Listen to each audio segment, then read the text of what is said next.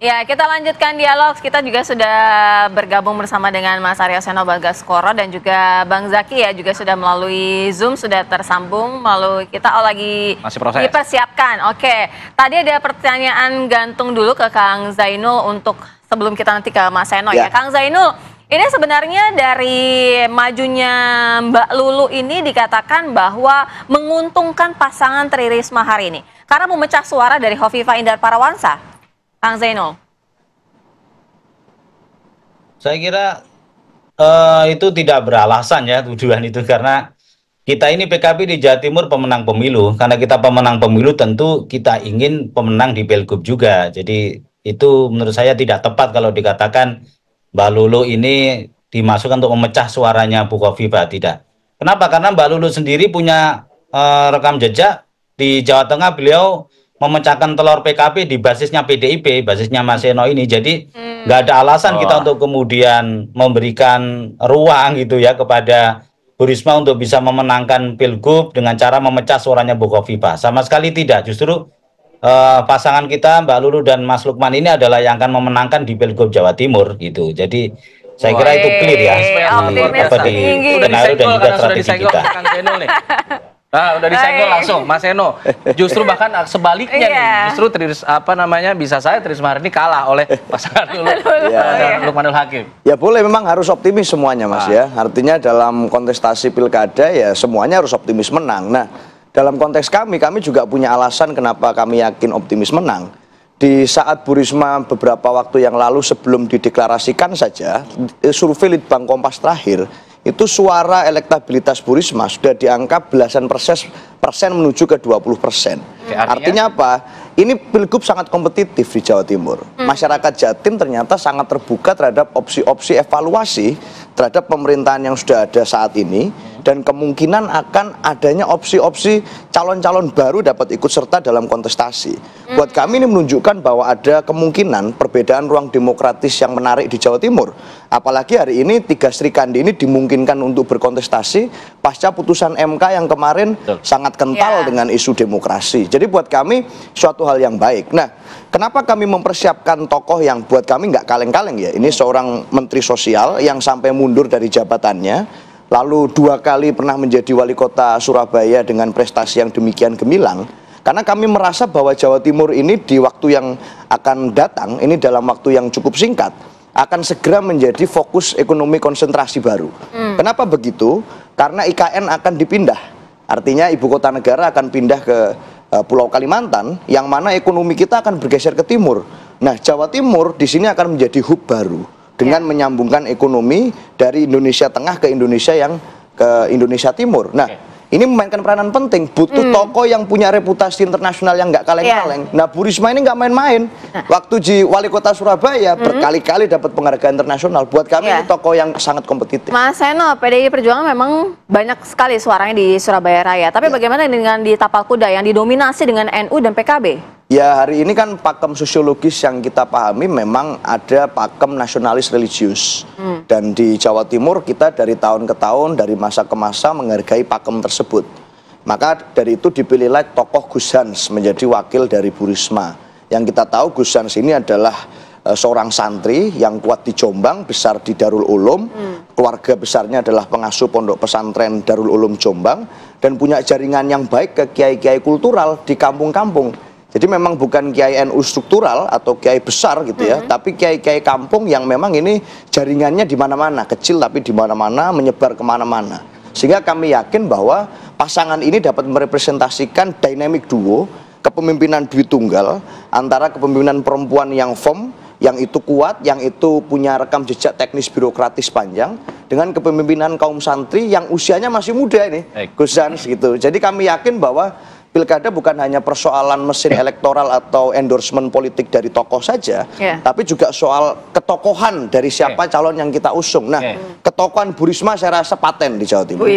Bicara masalah ketokohan, Pak Suko, kalau kita bicara masalah ketokohan, tadi disebutkan Bu Risma sudah mengenang Gus Han yang punya hubungan erat dengan kiai-kiai di grassroots begitu ya. Lalu kemudian PKB tadi mengatakan Mbak Lulu ini politisi senior yang sudah punya rekam jejak yang tinggi. Nah, kalau melihat ketokohan-ketokohan itu, apakah cukup untuk bisa menggoyang lah posisi dari Khofifah Indar Parawansa sebagai petahana? Ya, pertama kalau asumsinya kekuatan partai bekerja dengan serius, pastilah Kim plus posisi Bu Khofifah akan memenangkan situasi ini. Yang kedua harus kita lihat adalah kecairan sistem komunikasi politik kita. Kehadiran digital itu luar biasa ya. Sampai semalam saya 2 minggu terakhir sejak mereka mendaftar itu cukup bagus ya. Di Digital Presiden itu posisi Bu Khofifah itu 62 dan Bu Risma itu 64. Ini menarik ya. Nggak tahu nih, Seno itu mesti ngamuk ini kelihatannya. Mbak Lulu juga 43. Artinya apa? Posisi-posisinya relatif tinggi meskipun kemudian wakilnya masih didominasi oleh Mas Emil. Artinya pendekatan kultural, jaringan dia bisa diluruhkan. Saya kan belajar sama anak-anak muda itu ketika darurat macam-macam. Bagaimana kemudian media sosial bekerja luar biasa. Saya kira perangnya di situ. Tetapi apakah kemudian sentimennya positif, negatif, saya kira di ruang tidak saya sampaikan berapa posisinya. Mbak Lulu, saya kira kekuatannya pada jaringan partai politik itu. PKB itu kan daihat betul ya sejak dulu, sama dengan PDI, jadi taruhnya luar biasa. Nah, tinggal main skaknya nanti posisi menjaganya itu. Bahwa di Jawa Timur akan pertarungannya ketat, saya percaya. Tetapi ingat, Bu Khofifah sudah 5 tahun petahana, pasti memiliki jaringan relasi sosial yang cukup kuat lah. Kalau Bu Risma posisinya kayak kerinduan ulang ya, comeback ya semacam itu, dan dia dengan gagasan-gagasan otentiknya cukup handal.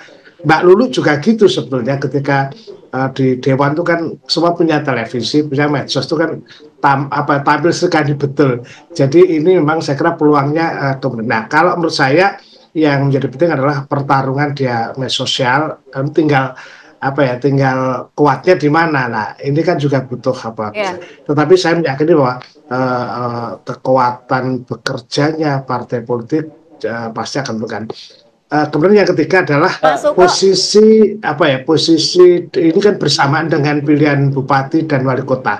Nah, ini yang rumit seperti karena di Surabaya misalnya calon tunggal, wali kota pasti bingung karena didukung oleh PKB, sementara gubernurnya ikut Mbak Lulu. Pak Erik itu PDI, tetapi juga didukung oleh Nasdem atau Golkar yang juga mendukung Bu Khofifah. Jadi ada beberapa wilayah yang itu juga pasti membingungkan pemilih. Karena itu kuncinya adalah pada komunikasi politik, relasi politik masing-masing tokoh. Seberapa kuat pesona mereka di mereka. Saya kira 2 bulan ini akan berproses. Mas Suko, kalau mengenai komunikasi politik ini kan sudah waktunya juga singkat ya, kurang lebih 2 bulan. Artinya kalau petahana memang diunggulkan, sudah ada strategi dari awal sudah dikenal. Nah, tapi kalau misalnya lebih dari 30 juta suara ini untuk 2 pasangan lainnya itu ada kendala-kendala tidak? Atau ada kans besar juga sebenarnya untuk mengalahkan petahana? Ya, peluang selalu ada. Kalau Mas Zainul dan Mas Suro pasti menang gitu. Tapi kan tergantung dari pekerjaan dalam dua.